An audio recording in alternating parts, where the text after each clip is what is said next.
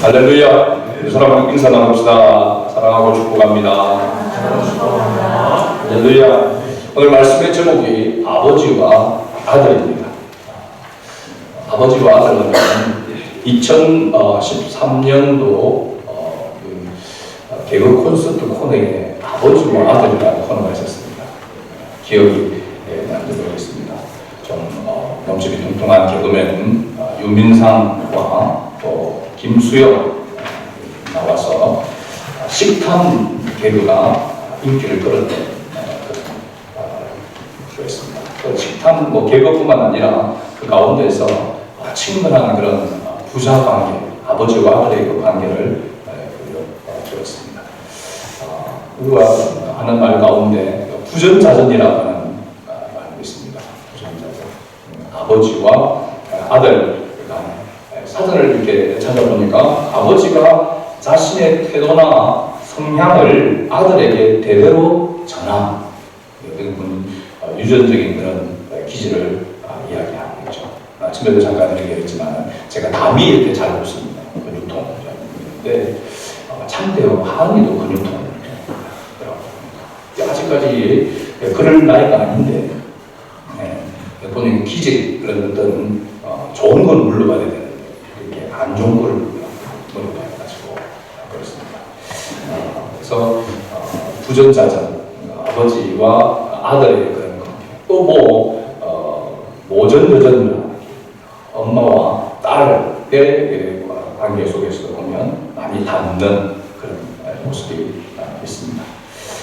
오늘 아버지와 아들이라고 하는 이 제목을 생각할 때에 우리가 이런 인간적인 그런 닮음 또 어떤 그런 기질, 성향 이런 그 부분들을 우리가 생각하게 됩니다. 또 우리가 성경을 읽으면서 또 성경을 보면서 꼭 명심해야 될, 잊지 말아야 될 그러한 아주 중요한 것이 있습니다.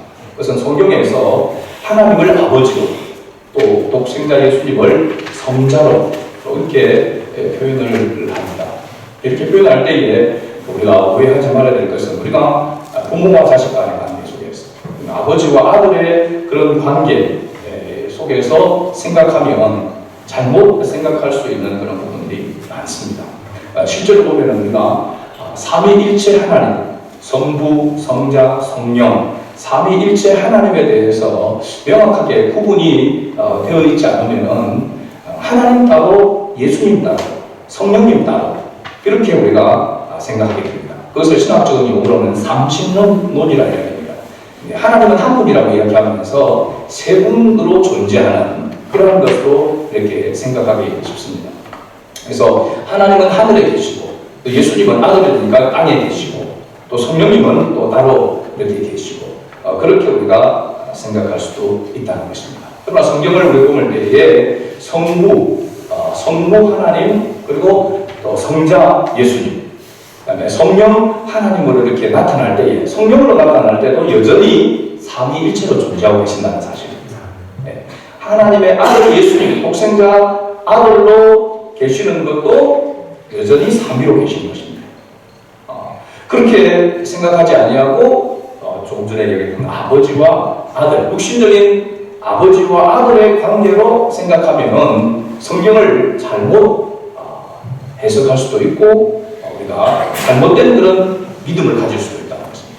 이것이 굉장히 중요합니다. 그래서 우리가 기본적으로 생각할 때에 예수님이 나타날 때도 성령님이 나타날 때도 여호와 하나님, 성부 하나님으로 나타날 때도 동일하게 삼위일체 하나님으로 존재하고 계신다는 것을 염두에 두면 이런 오해를 막을 수가 있는 것이죠.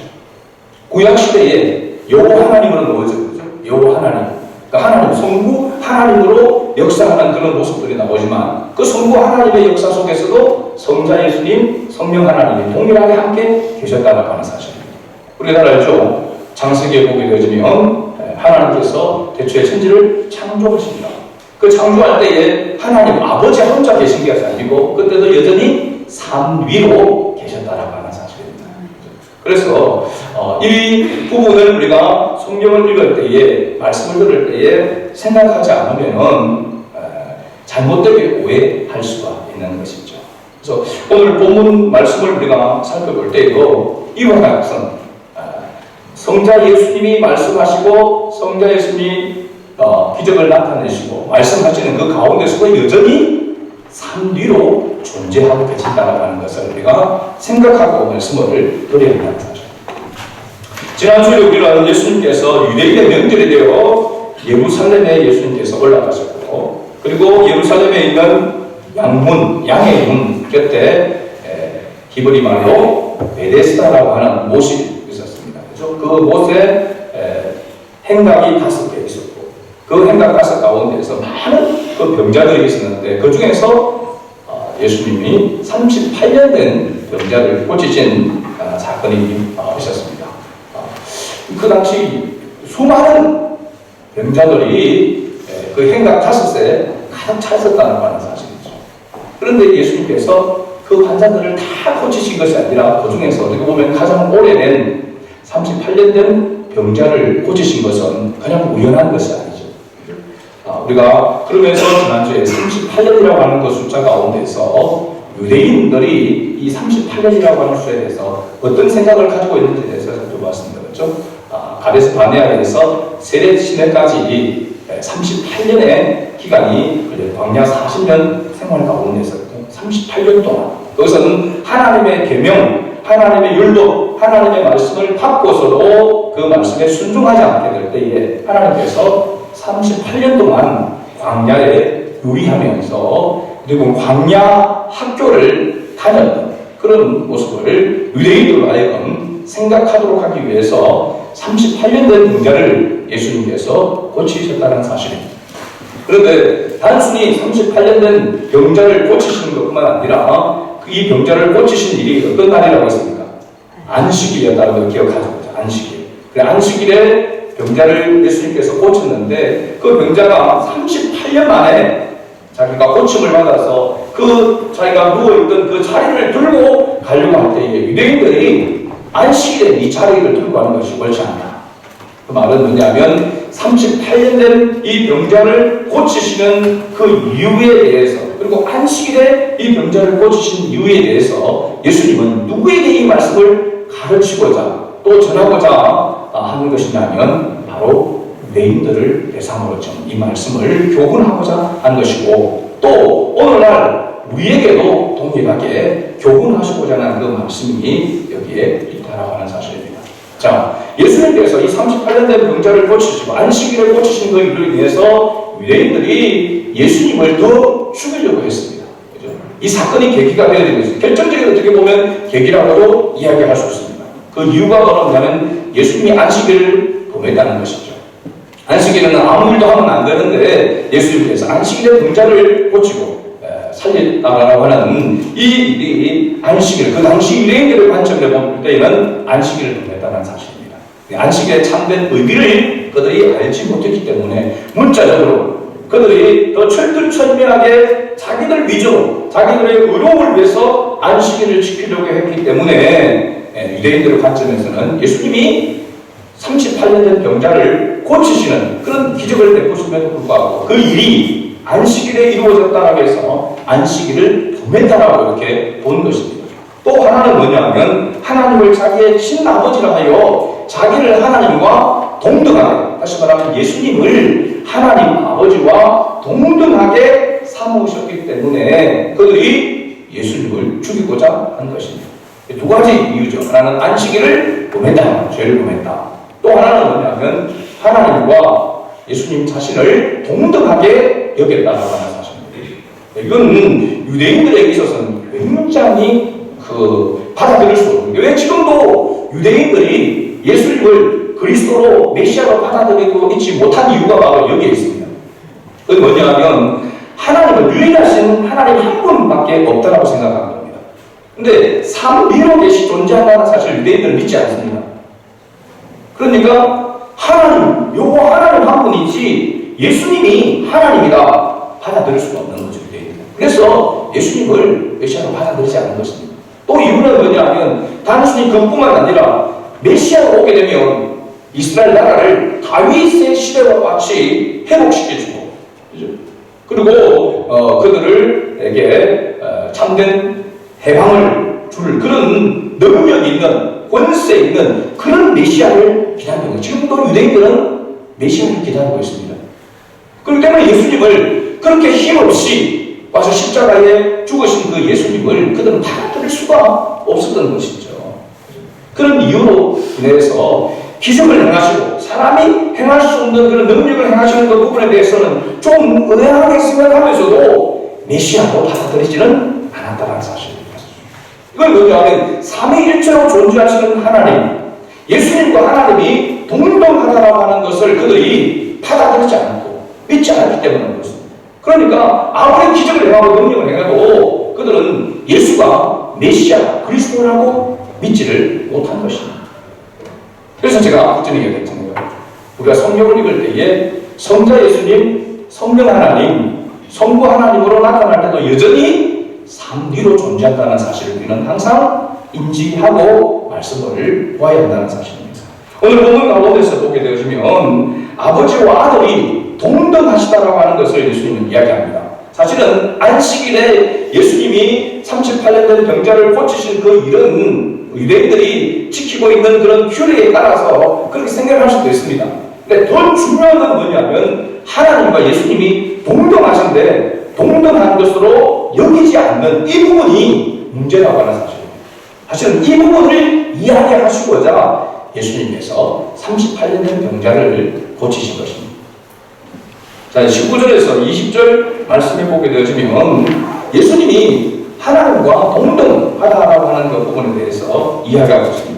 19절, 20절 그러므로 예수께서 그들에게 이르시되 내가 진실로 너희에게 이르노니 아들이 아버지께서 하시는 일을 보지 않고는 아무것도 스스로 할 수 없나니 아버지께서 행하시는 그것을 아들도 그와 같이 행하느니라. 아버지께서 아들을 사랑하사 자기가 행하시는 것을 다 아들에게 보이시고 또 그보다 더 큰 일을 보이사 너희로 놀랍게 여기게 하시리라.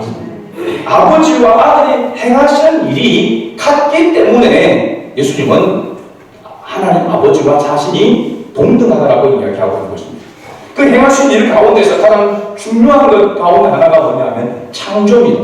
이 세상 만물을 창조하실 때에 예수님도 동일하게 삼위로 성부 하나님과 함께 존재하고 있었다고 하는 사실입니다.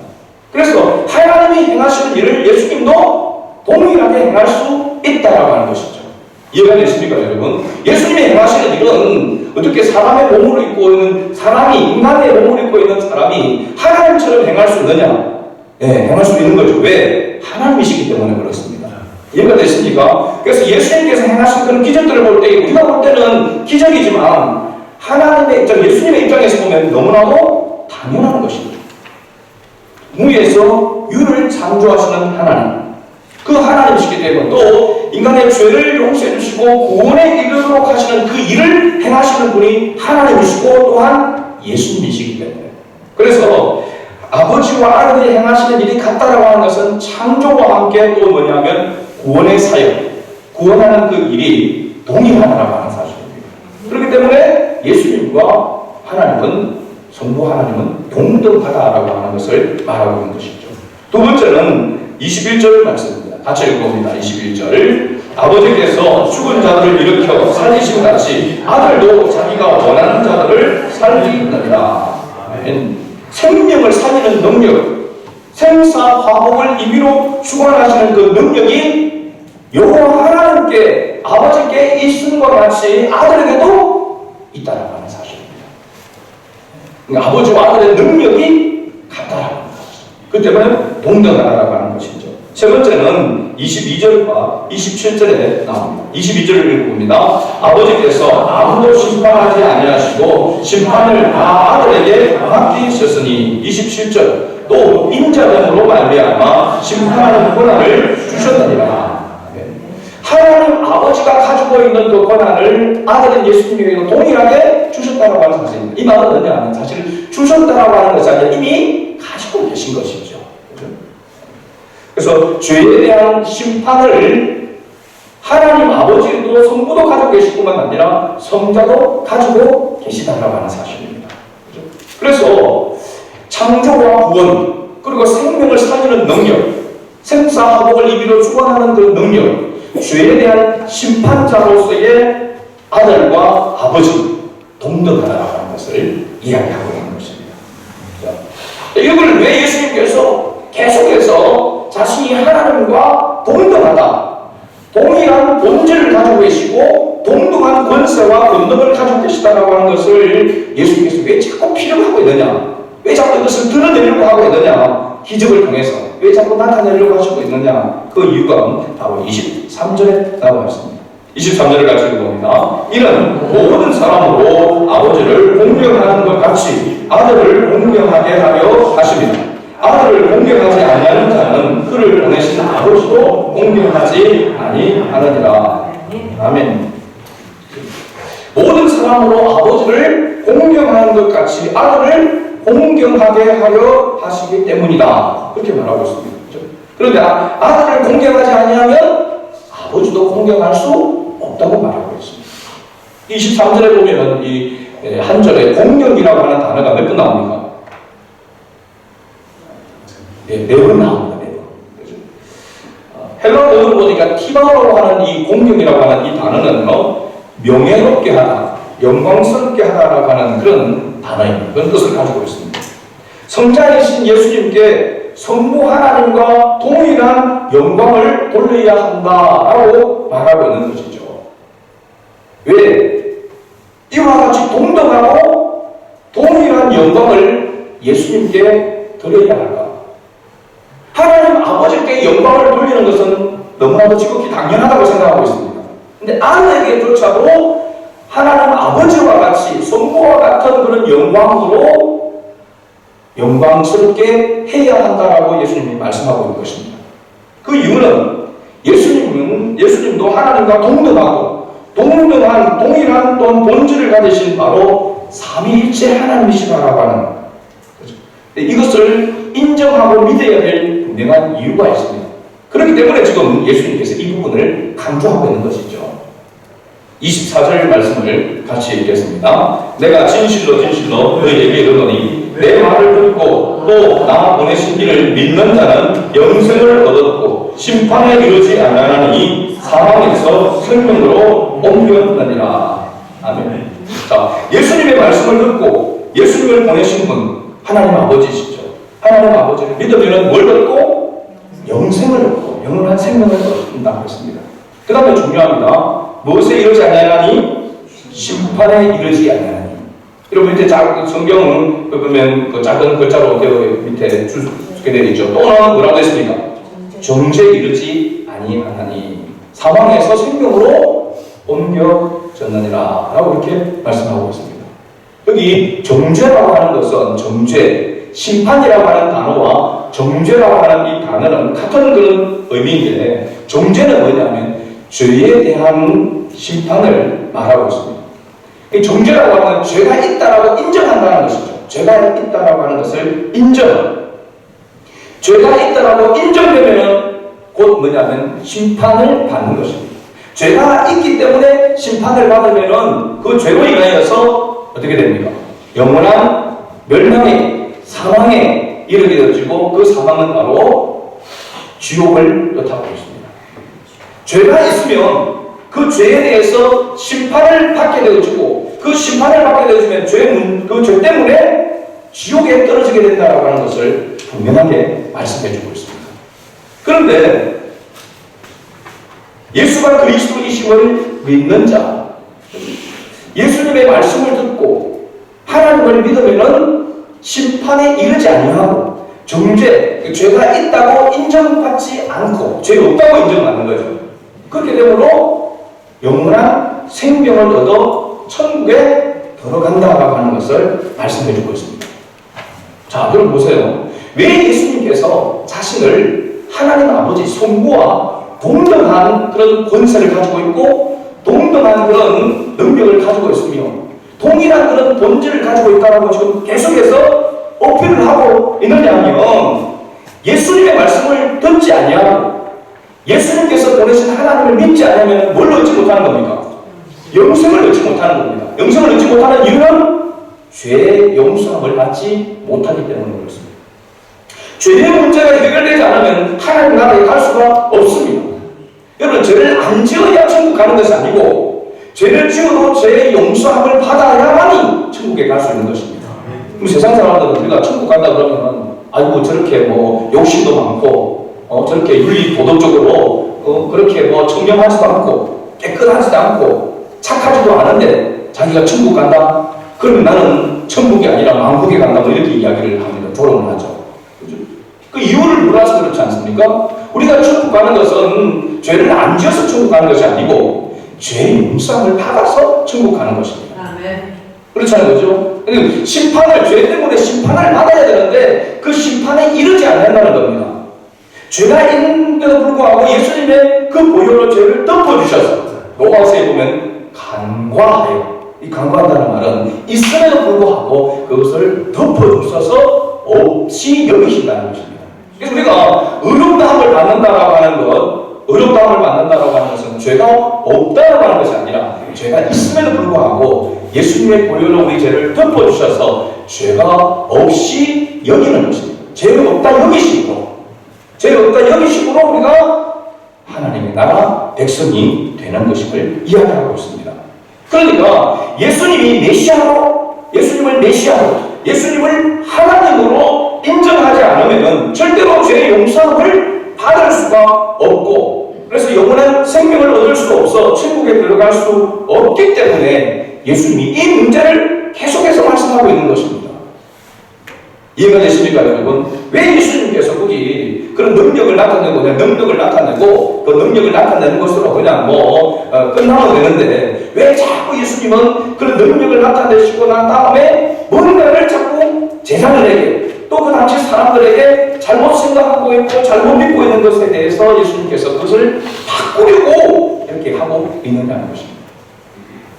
제가 지난 주간에 지난주 38년 된 병자 이 이야기를 하면서 목사님하고 함께 말씀을 이렇게 나누었습니다.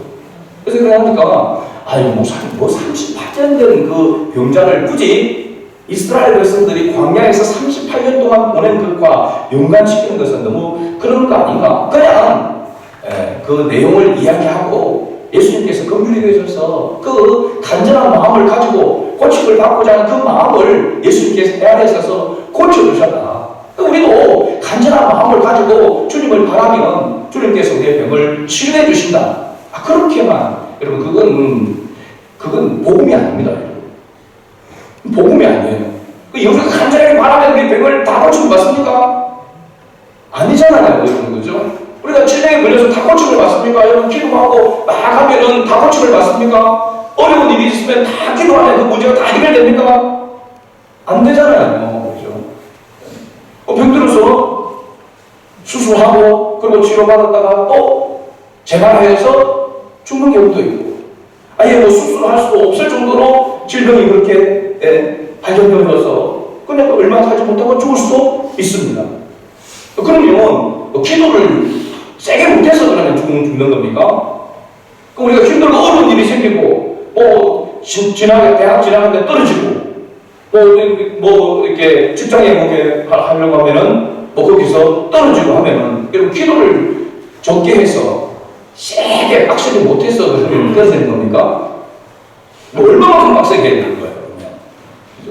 그렇게 막 금식하고 하는데도 떨어지는데 어떻게 해야 됩니까? 거기에 꼭 하나님께서 우리의 모든 문제를, 우리의 모든 질병을 다 치료하려고 말하고 있지 않습니까? 때로는 우리가 죽음도 그대로 질병을 받아들여야 될 때도 있고 어려운 걸 그대로 받아들여야 될 때가 있단 말이죠. 그죠? 그걸 성경은 이야기하고 있습니다. 예수님이 모든 병자를 보시고 모든 문제를 다 해결해 주신 것이 아니라고 하는 사실입니다. 물론 모든 해결자가 예수님입니다. 근본적으로 보면, 그죠? 그러나 우리가 생각하듯이 그 모든 문제들을 예수님이 하나님께서 다 해결해 주시지 않는다는 말이죠. 거기에는 반드시 하나님의 뜻이 담겨져 있는 것이죠. 하나님의 뜻이 있는 것입니다. 그래서 우리가 아무리 열심히 금식하고 기도해도 그 기도에서 예를 들어서 그 일이 이루어졌다 하더라도 그게 내 기도에 의해서 이루어졌다. 교만입니다, 여러분. 이것만큼 영적인 교만은 없습니다. 정말로 그게 은혜라고 하다면 하나님은 정말 하나님은 내가 이렇게 끔찍할 수 있는 것도 아니지만 하나님께서 하신 일이다라고 이렇게 하나님의 이름이 하나님께 영광을 돌려야 되지. 내가 기도했으니까 내가 이렇게 해서 응답을 받았다. 천만의 말씀입니다. 그러면 응답하지 못하는 건 뭔데요? 그렇잖아요. 그죠? 신앙생활을 우리가 바르게 알고 해야 한다는 사실입니다. 그래서 우리가 내가 응답이 이루어지지 않는 것도 응답이라는 것을 알아야 돼요. 그죠? 내가 기도했는데 대학에 떨어졌다. 그것도 응답인 줄 알아야 됩니다. 뭔가 다른 또 뜻이 있다라고 하는 것이죠. 좋은 직장을 얻어서만 기도의 응답이 아니고 그렇지 못하는 것도 응답일 수 있다. 다른 길이 있을 수 있기 때문에 다른 그게 뜻이 있다라고 하는 사실. 중요한 것은 뭡니까? 내가 그분을 신뢰하고 있는 것. 내가 그분과의 관계가 바르게 되어 있는 것이 더 중요한 것이지 일이 성취되고 성취되지 않는 것에 있지 않다라고 하는 사실입니다. 이 신앙을 우리가 생각하지 않으면, 바른 신앙을 가지지 않으면 자기 위주의 신앙을 가지게 되어지고, 그래서 한국 교회가 이렇게 실제적으로 그 은혜에서 멀어지게 되어지고 교회가 침체되어진 그 이유가 바로 뭐냐면 기복적인 신앙 가운데 있었기 때문에 그렇습니다. 이 경제로 활성화되어지고 모든 일이 기도된 응답도 잘 되고 잘 살게 되면 하나님의 축복이라 생각하고 IMF 같은 그런 어려움이 닥치게 되어지면 그럼 저주입니까 그러면? 아니잖아요. 그 가운데서 하나님 고난을 통하여 오늘 주일학교 말씀해 주시는 금보다 더 귀합니다. 단련해서 그 가운데 불순물을 제거하면서 하나님을 전적으로 신뢰하는가 하나님 보시기 위한 시련도 있다라고 하는 사실을 우리는 인정해야 한다는 사실입니다. 중요한 것은 뭡니까? 하나님과 나와의 관계가 바르게 되어 있어야 한다는 사실입니다. 예수님은 바로 이 부분을 가르치고 전하고자 지금 계속해서 말씀하고 있는 것입니다. 내가 바로 하나님이십니다. 하나님입니다. 내가 하나님과 바로 한 몸이요 한 분이다라고 하는 것을 이야기하고 있는 것이죠. 25절과 26절 말씀을 계속해서 읽어보도록 하겠습니다. 진실로 진실로 너희에게 이르노니 죽은 자들이 하나님 아들의 음성을 들을 때가 오나니 곧 이때라. 듣는 자는 살아나니. 26절 아버지께서 자기 속에 생명이 있음같이 아들에게도 생명을 주어 그 속에 있게 하셨고. 27절은 제가 읽습니다. 또 인자됨으로 말미암아 심판하는 권한을 주셨느니라. 우리가 성부, 성자, 성령 이 삼위일체 하나님에 대한 올바른 신앙 고백이 왜 중요한가? 그 고백이 바르게 되어질 때에 구원이 이루어지기 때문에 그렇습니다. 굉장히 중요한 겁니다. 그래서 우리가 예배 전에 예배 때에 신앙 고백을 하게 됩니다. 무엇으로 신앙 고백하죠? 사도신경으로 신앙 고백을 합니다. 사도신경의 내용이 뭡니까? 사도신경의 내용을 요약하자면 나는 성부, 성자, 성령 하나님을 믿습니다라는 것입니다. 성자 예수님께서 행하신 일, 성부 하나님께서 그리고 성령께서 행하신 그 모든 일, 삼위 하나님께서 행하신 일을 나는 믿는다라고 고백하는 것이 신앙 고백입니다. 요즘은 이게 약간 좀 교단 따라 조금 바뀌어진 게 있어가지고 교회에서 신앙 고백을 안 하는, 예배 시간에 신앙 고백을 안 하는 교회들이 또 있다라고 이야기합니다. 그건 굉장히 잘못된 것입니다. 좀 바꾸시면 바꾼 대로 띄워주면 됩니다. 보고라도 고백해요. 그죠? 내용은 변하지 않았습니다. 삼위일체 하나님을 내가 믿는다라고 하는 그 고백은 변하지 않은 것이기 때문에 그 조금 뭔가 번역의 조금 차이 때문에 신앙 고백을 하지 않는다라고 한다는 것은 굉장히 위험한 것입니다. 어떤 분이 그렇게 이야기하더라고요. 우리 전도팀에 있는 목사님, 자기는 예배 때에 신앙 고백할 때 반드시 눈을 뜨고 신앙 고백을 한대요. 그래, 왜 눈을 뜨고 신앙 고백을 하십니까? 신천지들이 들어오면 신천지들은 신앙 고백을 절대로 안 한다. 그래서 딱 보면 사도신경으로 신앙 고백을 안 하는 분, 입 닫고 있는 사람은 신천지일 가능성이 있다는 거죠. 그러니까 이거 조심해야 됩니다. 예배 시간에 오해받을 수 있습니다. 다 같이 신앙 고백하는데 신앙 고백 안 하고 입 닫고 있으면 신천지도 취급받을 수 있습니다. 근데 신천지는 절대로 안 한대요. 근데 그게 알려져 가지고 하는 신용을 입으로만 할 수도 있겠죠. 그렇죠? 그들은 목적을 위해서는 수단과 방법을 가리지 않습니다. 그래서 자기들의 그 뜻을 이루기 위한 거짓말은 거짓말로 여기지 않습니다. 여러분, 이슬람 사람들은 거짓말하는 것은 알라를 위한 거짓말은 거짓말로 여기지 않습니다. 죄로 여기지 않습니다. 바로 신천지도 그와 같은 그런 모습 말이에요. 성자 예수님을 고백할 수가 없는 거죠. 그죠? 여러분, 안상은 절대로 성자 예수님을 고백할 수가 없습니다. 왜냐하면 그들은 그렇게 믿지 않기 때문에 그렇습니다. 삼위일체 하나님에 대한 확실한 올바른 신앙 고백을 그들은 할 수가 없는 거죠. 그러면 무엇과 관계가 있다는 겁니까? 구원과 관계가 있다는 것입니다. 우리가 성삼위 하나님을 믿음으로 고백한다고 하는 것은 너무나도 중요한 것이죠. 바로 예수님께서 지금 이 설명을 하고 있고 이 어필을 하고 있는 그 이유가 바로 뭐냐면 구원과 연결되어져 있기 때문에 삼위일체 하나님을 믿음으로 고백하는 것은 바로 구원과 연결되어져 있기 때문에 그렇게 이야기하고 있는 것입니다.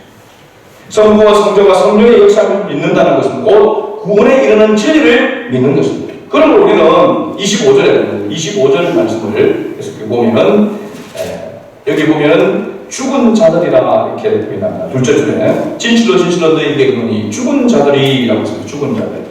저기 죽은 자들은 어떤 자냐면 인간의 목숨, 생명이 끊어진 자를 이야기하고 있는 것이 아니라 하나님과의 관계가 단절된 자를 이야기합니다.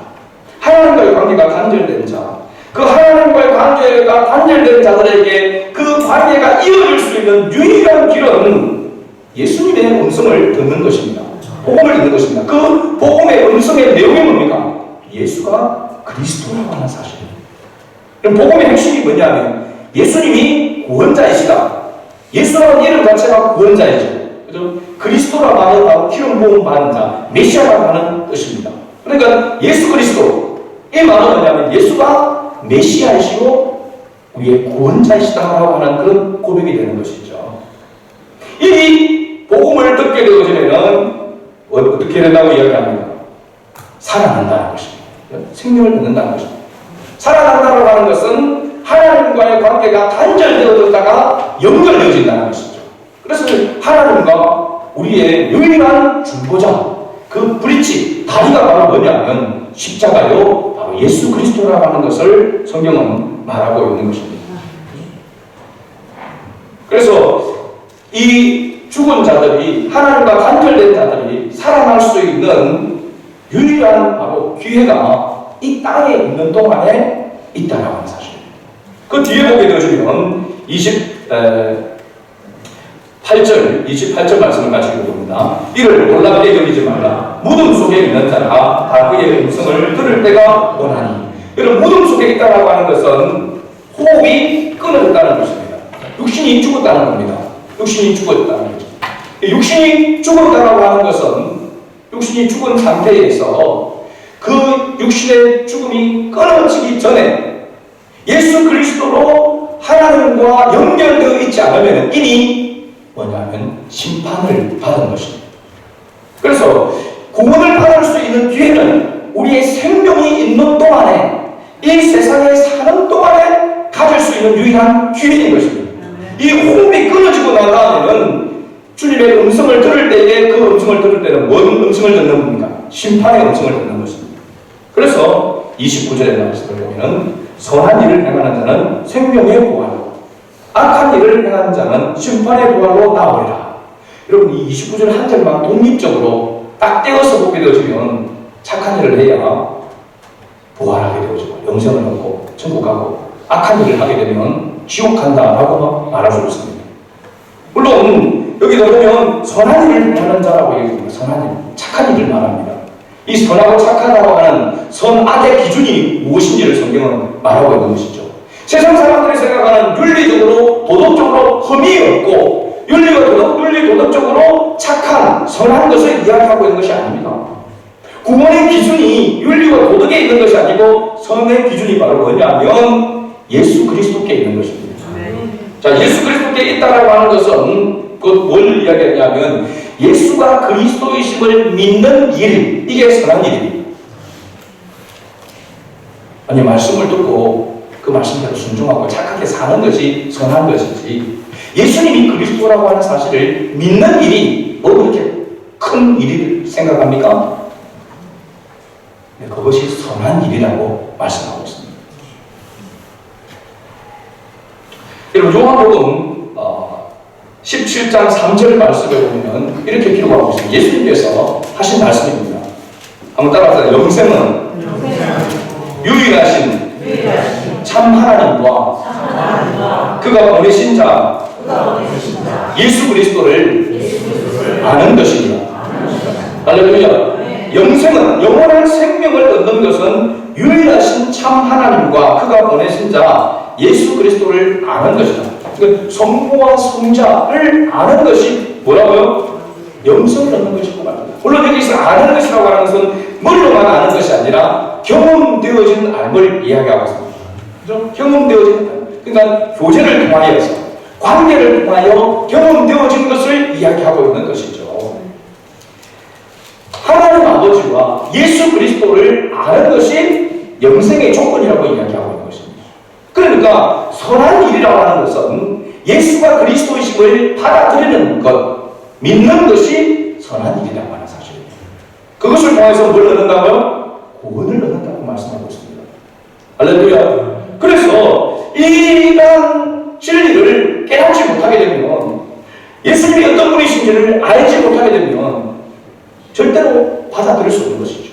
유대인들조차, 여호와를 믿는다고 하는 그 유대인조차도 예수가 그리스도이심을 믿지 않으므로 그들이 구원에 이르지 못하는 가운데 있었다는 겁니다. 그들이 얼마나 철저하게 율법을 지키면서 그렇게 행하고 있습니다. 지금도 유대인들은 구레 나루를 자르지 아니하고 기우면서 메시아가 오기를 소망하고 있습니다.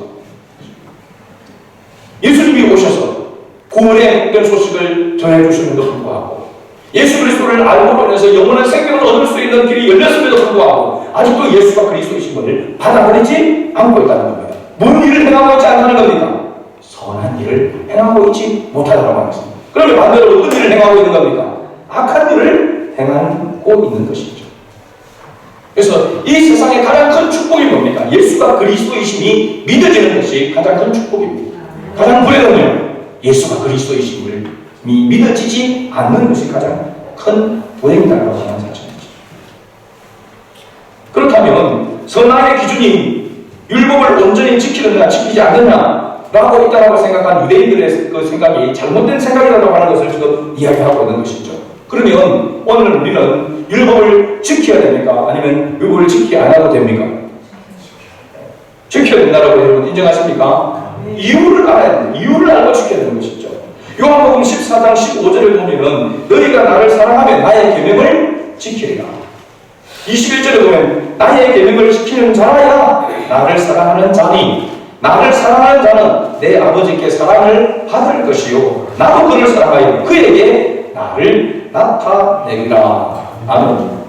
예수님께서 하신 말씀입니다. 계명을 지켜야 된다라고 하는 것을 말씀하고 있죠. 근데 지켜야 할 이유가 구원을 얻기 위한 조건으로 계명을 지키는 것이 아니라 하나님께서 우리에게 구원을 베풀어 주신 그 은혜와 사랑 때문에, 구원을 받았기 때문에 하나님과의 관계를 위한 사랑의 조건으로 계명을 지켜야 된다라고 이렇게 말씀하고 있는 것입니다. 예수님께서 계명을 지키라고 했는데 계명을 지키지 않으면 구원을 받지 못한다고 말씀하고 있는 것이 아니라 계명을 지키지 아니하면 나를 사랑하지 않는다라고 이야기하고 있는 거죠.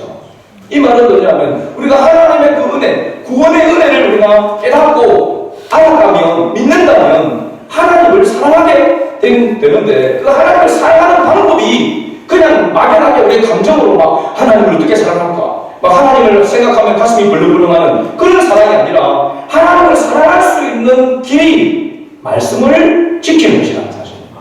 그의 계명을 지키는 것이 사랑의 표현이라고 하는 것이죠. 우리가 부부간의 관계 속에서 이렇게 얘기합니다. 남편이 아내를 보고 사랑해 라고 이렇게 이야기합니다. 아내가 남편을 하면서 사랑해 이렇게 고백하면 좋아합니다. 그죠? 말만 해도 좋아, 고백만 해도 좋아합니다. 근데 맨날 말만 사랑한다라고 사랑해 아무리 지그시 눈을 감으면서 사랑한다 표현해도 남편이 아내 말을 전혀 듣지 않냐고, 또 반대로 아내가 남편 말을 전혀 듣지 않으면 사랑해 입 빨린 소리 하지 마 막 이렇게 이야기하거든요. 사랑은 무슨 얼어 죽을 사랑이고 이렇게 이야기하죠. 그 그건 왜 그렇습니까? 말을 듣지 않기 때문에 그렇습니다. 우리가 하나님을 사랑합니다, 하나님 사랑합니다 하면서도 하나님의 말씀을 지키지 아니하고 하나님의 말씀을 따르지 않는 것은 헛된 것입니다. 그래서 우리가 잘 속을 수 있는 그런 가운데 감정적으로 막 하나님의 사랑을 표현했다가 그것이 무너지는 경우가 가장 뜨겁게 우리가 보면 신앙에 나타나는 그런 부분이 뭐냐면 찬양 집회입니다. 찬양 집회만 쫙 찬양을 부르고 찬양하고 갈 때 하나님 사랑합니다 막 눈물 흘리고 합니다. 근데 끝나고 나면 하나님의 말씀을 지키지 않는 그 주일날 예배에 가지 않는 것입니다. 주를 지키지 않는 것입니다. 찬양할 때는 막 가고 눈물을 흘리면서는 그게 눈물을 흘린 것이 잘못됐다는 것이 아니라 그 사랑이 진정한 사랑으로 표현되려면 말씀을 지켜야 한다는 사실입니다. 하나님의 말씀을. 그게 진정한 사랑이라고 하는 거죠. 그냥 감정적으로 막 눈물을 흘린다고 사랑한다라고 입으로 고백하는 그 사랑의 하나님은 속지 않는다는 것입니다. 그래서 만홀히 여김을 받지 않다면 속임을 받지 않는다는 것입니다. 우리가 그런 때가 얼마나 많습니까? 하나님 사랑합니다. 하나님의 은혜가 임하게 되어주고 하나님의 그 사랑을 깨닫게 되어주면 하나님을 사랑한다고 고백하고 하나님 감사한다라고 하나님 앞에 우리가 찬양하고 하나님께 영광을 돌린다라고 두 손을 들어서 그렇게 우리가 노래하고 찬양하지만 정작 삶 속에서 하나님의 말씀을 지키지 않는 그 모습은 진정으로 주님을 사랑하는 그런 모습이 아니라고 하는 사실입니다. 우리가 하나님을 뜨겁게 사랑하려고 하면 하나님과의 이 관계를 다르게 깨닫고 그 하나님의 관계 속에서 하나님의 사랑을 나타내기 위하여 하나님의 말씀을 지키는 삶을 살아가야 한다는 사실입니다. 앞서도 말씀드렸지만은 구원을 받기 위해서 천국 가기 위해서 말씀을 지키는 것이 아니라 하나님께서 베풀어 주신 그 사랑의 감사함으로 계명을 지키는 것입니다. 사랑의 표현으로 지키는 것이죠. 그래서 억지로 하는 것을 주님은 기뻐하지 아니하시고 마음 자원적으로 자원하여 섬기고 자원해서 하나님의 말씀에 순종하는 것을 하나님은 기뻐하신다고 말씀하고 계시죠. 자, 말씀의 결론을 듣습니다. 첫째, 우리는 예수님이 하나님의 아들이심을 믿어야 합니다. 믿죠, 여러분? 두 번째, 우리는 예수님이 심판주이시고 사망에서 생명으로 옮겨주시는 분임을 믿어야 합니다. 세 번째, 우리는 예수님께 하나님과 동일한 영광을 올려드려야 됩니다. 동일한 영광을 올려드려야 될 분명한 이유가 있습니다. 왜? 예수님과 하나님은 동등하시기 때문에 그렇고 한 분이시기 때문에 그렇습니다. 네 번째, 우리는 예수가 그리스도이심을 전해야 합니다. 이 복된 소식을 알고도 전하지 아니하면 그 책임이 우리에게 있다고 하는 사실입니다. 예수가 그리스도라고 하는 이 음성을 들을 때 뭐가 된다고 했습니까? 뭐가 살아난다고 했습니까? 영혼이 살아난다는 것입니다. 하나님과의 관계가 이어질 수 있는 유일한 소식이요, 유일한 음성이요, 유일한 진리라고 하는 사실입니다. 그 기회는 이 땅에 있는 동안에만 부유하다는 사실입니다. 죽고 나면 우리 호흡이 끊어지고 난 다음에는 심판의 부활로 나타나게 되는 것입니다. 우리가 생명이 있는 동안, 호흡하는 동안. 그래서 우리가 가정의 구원, 가족의 구원, 그죠? 우리 친척들을 이웃의 구원을 위해서 우리가 힘써 전해야 되는 그 기회는 우리가 살아있는 동안에 그 사람이 살아있는 동안에 기회가 있다라고 하는 사실입니다. 그러면 연락하시고 질병으로 있는 가운데 또 그렇지 않아도 요즘은 사건 사고가 빈번하게 일어나는 그 시대 속에 살아가고 있기에 항상 우리가 준비해야 될 우리 자신이 먼저 준비해야 될 것은 하나님과의 관계가 바르게 되어져서 구원의 확신 속에 있어야 되고 또 이 구원의 복된 소식을 전하는 삶이 우리의 삶의 목적이 되어야 한다고 하는 사실입니다. 오늘 이 말씀을 우리가 기억하면서 매일매일 순간 속에서 삼위일체 하나님을 구원의 그 하나님을 우리가 믿음으로 고백하고 그 하나님을 증거하며 살아가는 저와 여러분 되시기를 주의 이름으로 축복합니다. 아멘.